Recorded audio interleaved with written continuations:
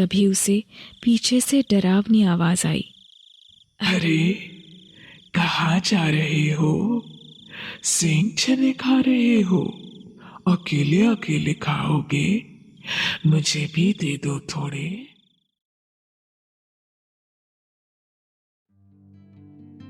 कहानी का नाम चुड़ैल से मुलाकात।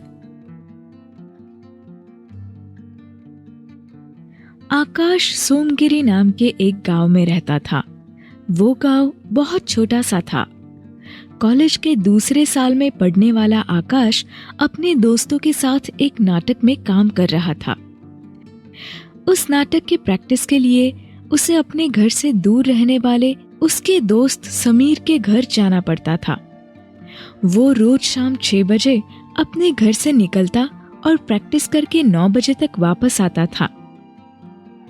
एक दिन आकाश घर से निकल ही रहा था कि तभी उसकी माँ ने कहा, बेटा, कितनी बार तुम्हें कहा है कि ऐसे शाम के वक्त घर से बाहर मत निकला करो।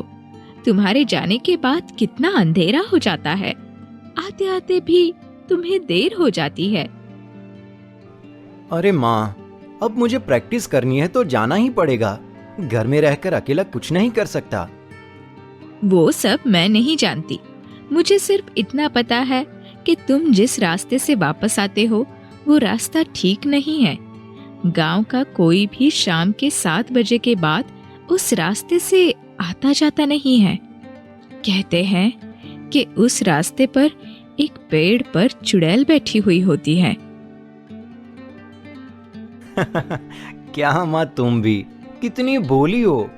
हम अभी 21वीं सदी में हैं और तुम ये भूत चुड़ैल की बातों पर विश्वास करती हो। ऐसा कुछ नहीं होता। हाँ, मैं हूँ भोली तो हूँ, लेकिन हमारे बड़े बुजुर्गों ने कहा है तो वो बात सच ही होगी। और ये सिर्फ कहने की बात नहीं है। बहुत से गांव वालों ने उस रास्ते चुड़ैल को देखा है। वो चुड़ैल तो कुछ लोगों के पीछे उनके घर तक आई थी। उसके बाद उन लोगों के साथ जो हुआ वो बहुत भयानक था।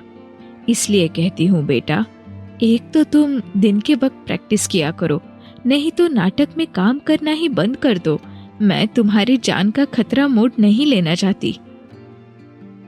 अरे माँ, मेरी इतनी चिंता मत करो। मैं समझ गया तुम क्या बोल रही हो। अभी 4-5 दिन की ही तो बात है। मैं समीर और बाकी सब से बात करता हूँ। हो सके तो हम दिन के वक्त ही मिलेंगे। चलो, अब मैं चलता हूँ। ध्यान से जाना और वापस आते वक्त भी ध्यान रखना। आकाश घर से चला जाता है, लेकिन विजया को उसकी बहुत चिंता हो रही थी। आकाश समीर के घर आता है। सब दोस्त मिलकर नाटक की प्रैक्टिस करने लगे।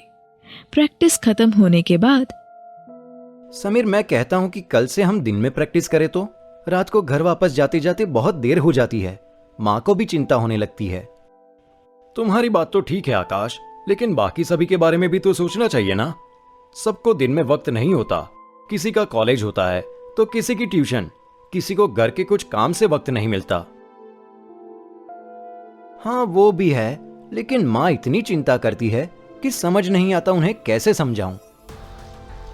उनसे कहना कि अब ज्यादा दिन तुम्हें रात को देर तक आने की जरूरत नहीं पड़ेगी। एक बार नाटक हो गया तो फिर उनकी सब चिंता मिट जाएगी। समीर की बात मानकर आकाश उसके घर से निकलकर अपने घर पहुंच जाता है। अगले दिन आकाश और उसके दोस्त मिलकर समीर के घर नाटक की प्रैक्टिस करने लगे। आज उन्हें वक्त का पता ही नहीं चला और रात के 11 बज गए। आकाश और उसका दोस्त महेश दोनों समीर के घर से अपने अपने घर जाने के लिए निकल गए। महेश के पास सेंग चने थे। दोनों मिलकर सेंग चने खाते खाते अपने घर की ओर चलने लगे। थोड़ी देर बाद महेश का घर आ गया और वो अपने घर चला गया। अब आकाश अकेला ही चल रहा था।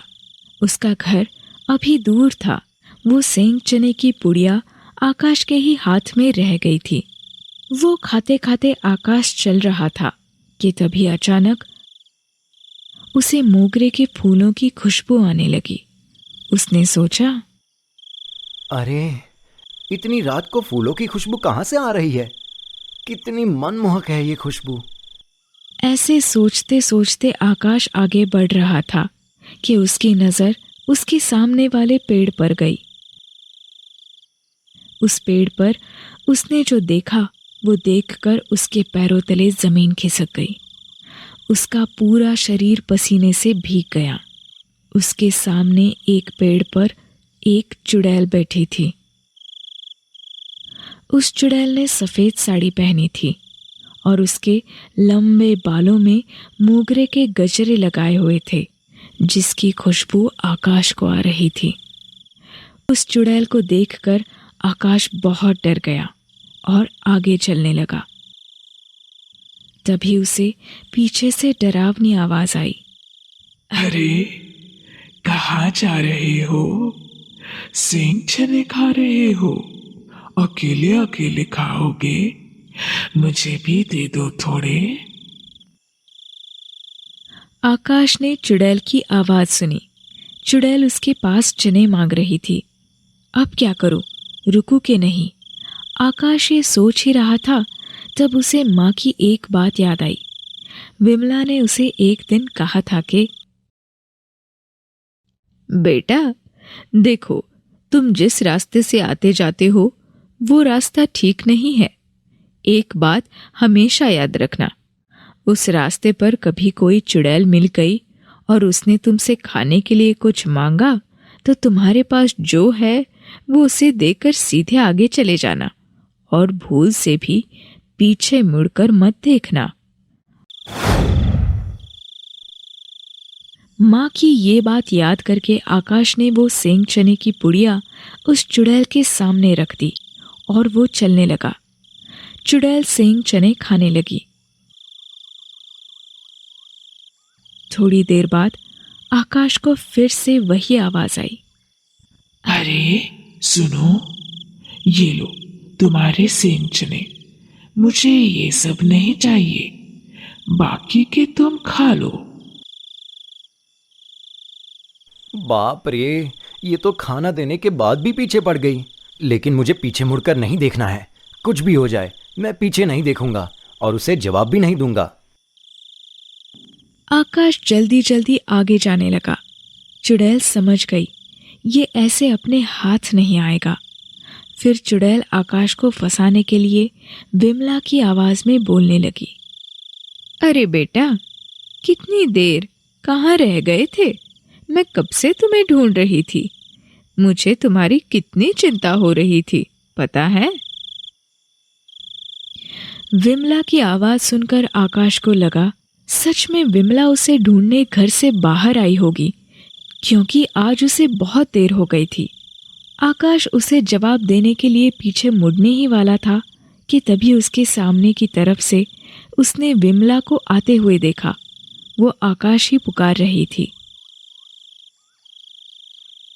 आकाश सामने की तरफ भागते हुए बोलने लगा। माँ, मैं यहाँ हूँ माँ, यहाँ देखो, तुम्हारे सामने ही हूँ। आकाश विमला के पास पहुंच गया। विमला ने देखा कि आकाश के पीछे चुड़ैल खड़ी है। विमला अपने साथ नींबू लेकर आई थी, जिस पर उसने कुमकुम और गंगा जल डाला था। विमला ने उस नींबू से आकाश की नजर उतारी और वो नींबू चुड़ैल पर फेंक दिया।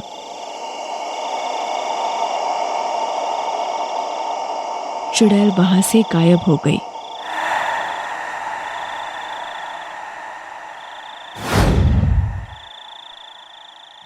लेकिन आकाश को सबक मिल गया कि उसकी माँ जो बोल रही थी वो सच था।